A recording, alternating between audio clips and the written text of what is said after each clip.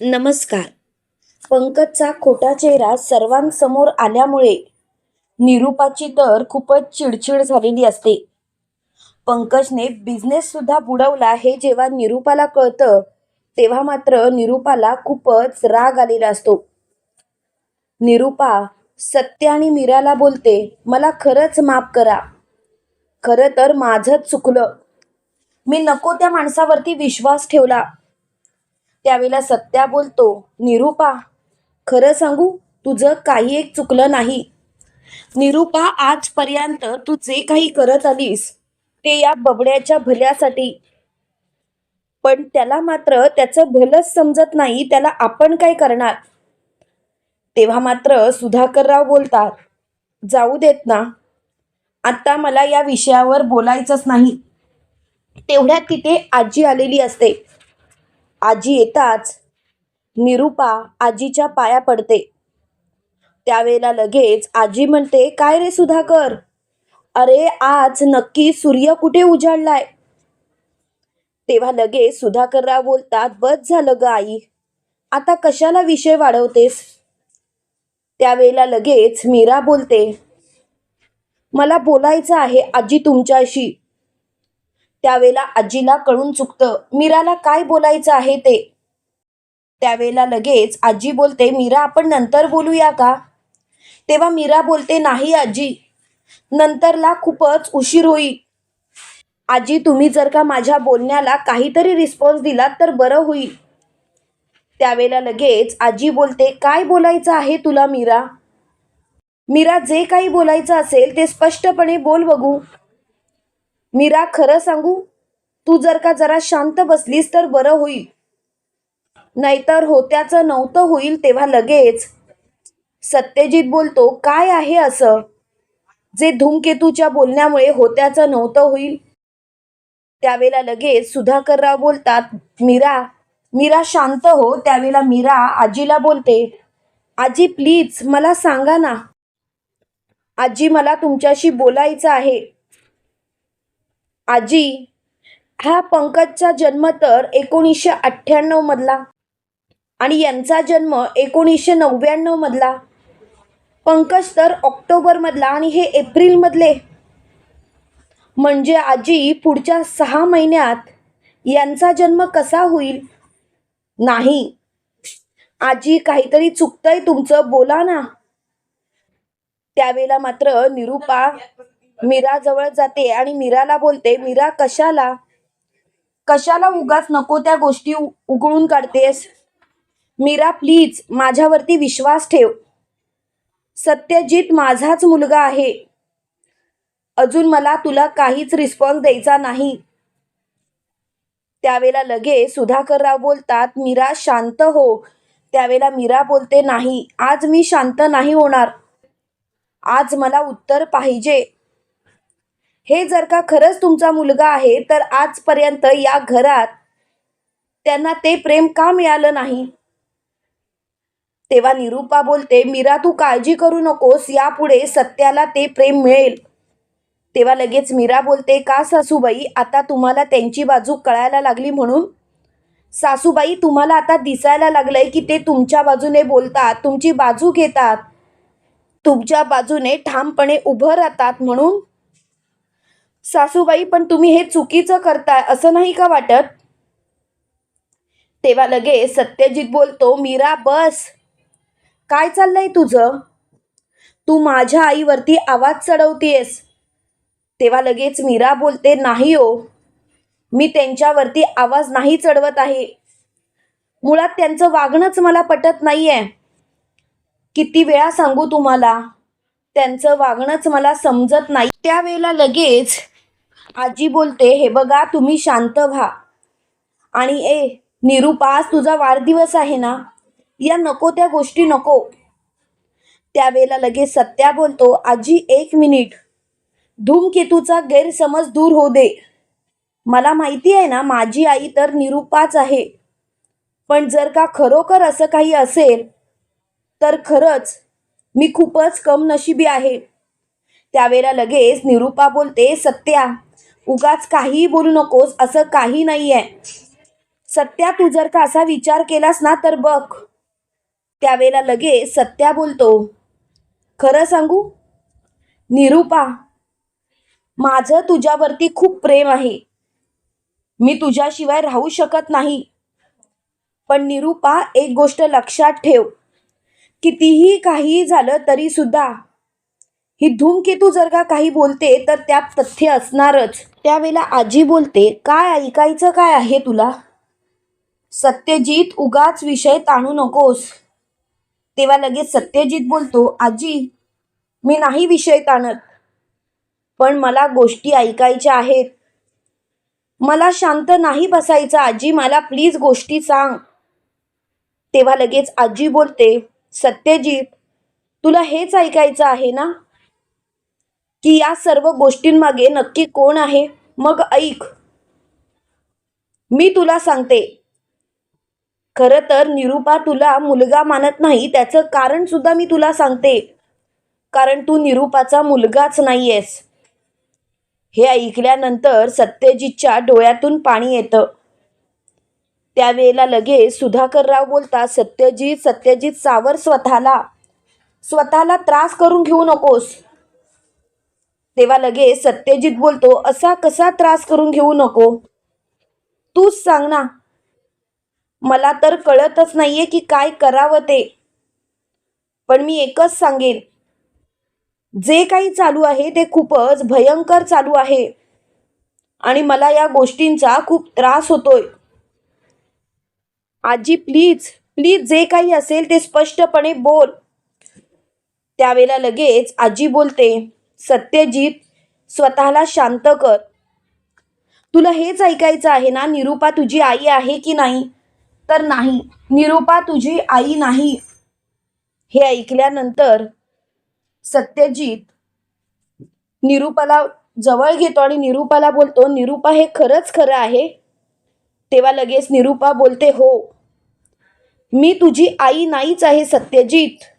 हेच मी तुला सांगण्याचा प्रयत्न करत होते. त्यावेळेला लगेच सुधाकरराव बोलतात, निरूपा बस. आजपर्यंत सगळं काही मी शांतपणे ऐकून घेतलं, पण आता नाही. निरूपा, आता सगळ्या गोष्टी संपल्यात आणि आता जर का तू शांत राहिली नाहीस ना, तर मात्र मी तुझं काहीच ऐकणार नाही. त्यावेळेला लगेच निरूपा बोलते, खरं सांगू सत्यजित, मी कधीच तुला मुलगा मानला नाही याचा पश्चाताप मात्र मला झाला. सत्यजित, स्वतः माझ्या पोरावरती मी विश्वास ठेवला होता, पण माझ्या पोराने काय केलं, माझा विश्वासघात केला. सत्यजित, माझ्यावरती विश्वास ठेव, मी मुद्दामून काही एक करत नाहीये. तेव्हा लगेच सत्यजित बोलतो, खरं सांगू, आता माझा कोणावरतीही विश्वास राहिला नाही आणि विश्वासाच्या गोष्टी तर आता कुणी करूच नये माझ्या समोर. त्यावेळेला लगेच आजी बोलते, निरूपा तू जरा शांत हो. निरूपा, तुझं प्रेम आता आम्हाला सर्वांना दिसतंय, पण ज्याला दिसायला पाहिजे त्याने मात्र आता स्वतःच्या डोळ्यावर पट्टी बांधली आहे.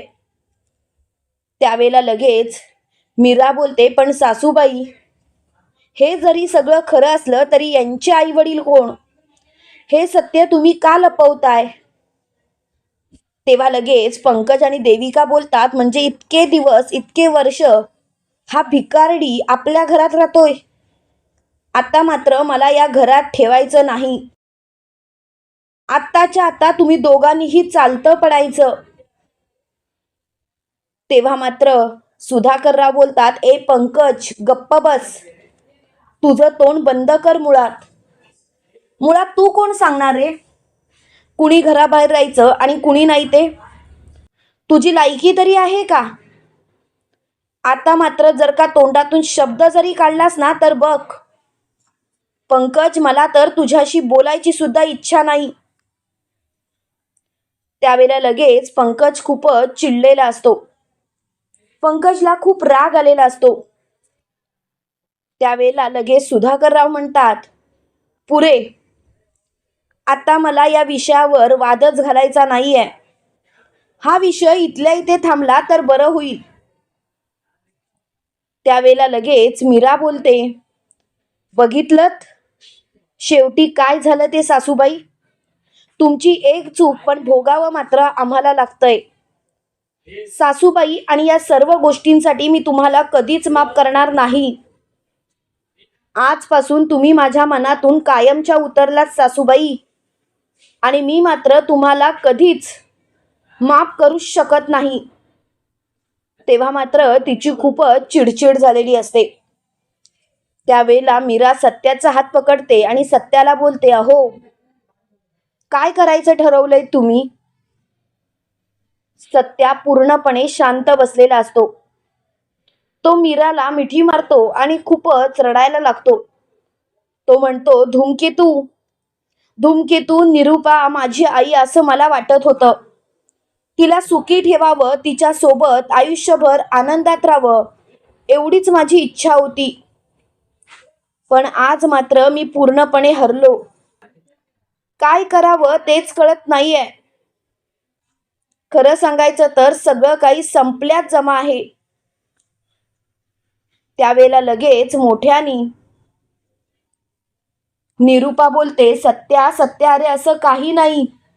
सत्या, अरे तूच माझा लेक आहेस आणि तुला मी माझ्यापासून लांब कुठेही जाऊ देणार नाही.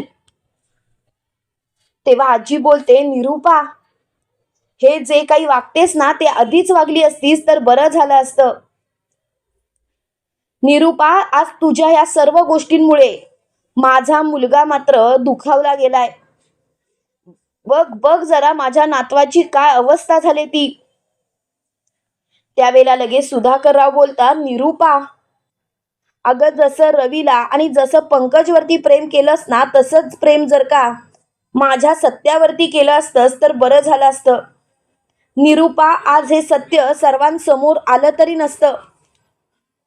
त्यावेळेला लगेच निरूपा बोलते, गप्प बसा तुम्ही सर्वांनी. मी मान्य आहे मी सत्याला कायम हडतूड करत आले, पण शेवटी तुमची सगळ्यांची काळजी घेऊनच मी एका गोष्टीपर्यंत नक्की पोचलीये. खरं सांगू सत्या, तुझं प्रेम मी ओळखलंय आणि तू माझ्यासाठी काहीही करू शकतोस याची जाणीव मात्र मला झालीये. सत्या सत्या, प्लीज असं वागू नकोस. त्यावेळेला सत्या बोलतो, निरूपा प्लीज माझ्यापासून लांब राहा. निरूपा, तू जर का माझ्याजवळ नाही राहिलीस तर बरं होईल. तेव्हा मात्र निरूपा बोलते, सत्या मी आता तुझ्याशिवाय राहण्याचा विचारच करू शकत नाही.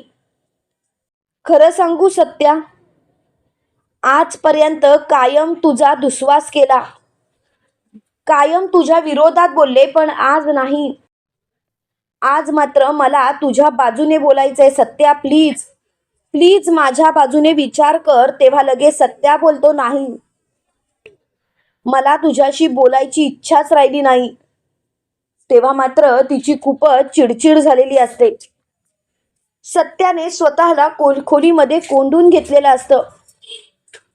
मीरा सत्याला समजवत असते, अहो असं काय करताय, अहो प्लीज असं नका ना करू, माझं ऐकून तरी घ्या. त्यावेळेला लगेच सुधाकरराव बोलतात, पुरे. मीरा, अगं शांत हो.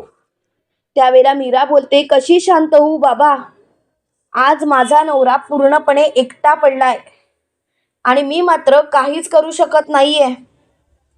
बाबा मी काय करू मला कळतच नाहीये. सगळं काही संपल्यात जमा आहे बाबा. तेव्हा मात्र तिची खूपच चिडचिड झालेली असते.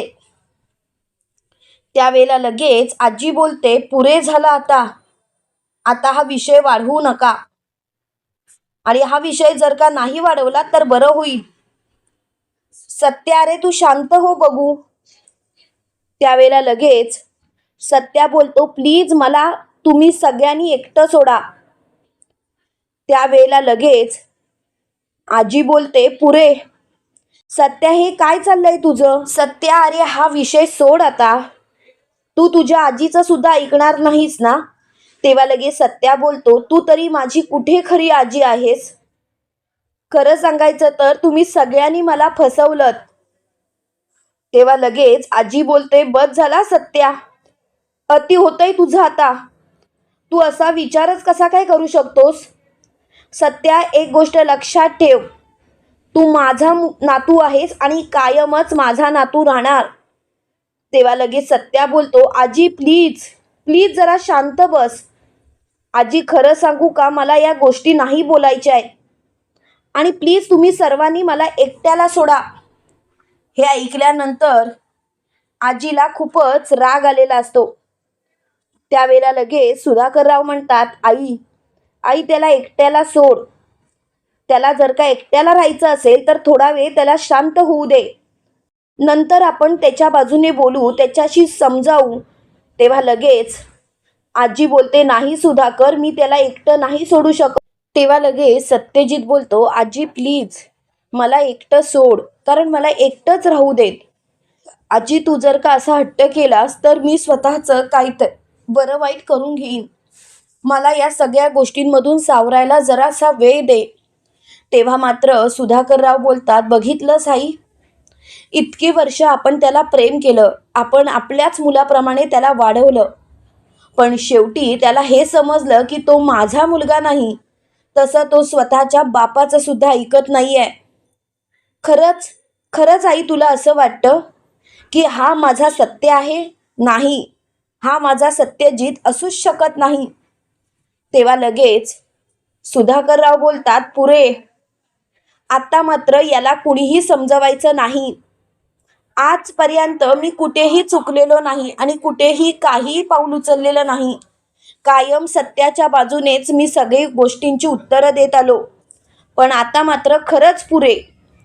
तेव्हा मात्र आजीची खूपच चिडचिड झालेली असते. तुम्हाला काय वाटतं मित्रांनो, खरोखर लवकरात लवकर सत्यजित सर्वांना माफ करेल का? कमेंट करून नक्की कळवा आणि असेच मालिकेंचे नवनवीन अपडेट पाहण्यासाठी व्हिडिओला लाईक आणि चॅनलला सबस्क्राईब करायला विसरू नका. थँक्यू.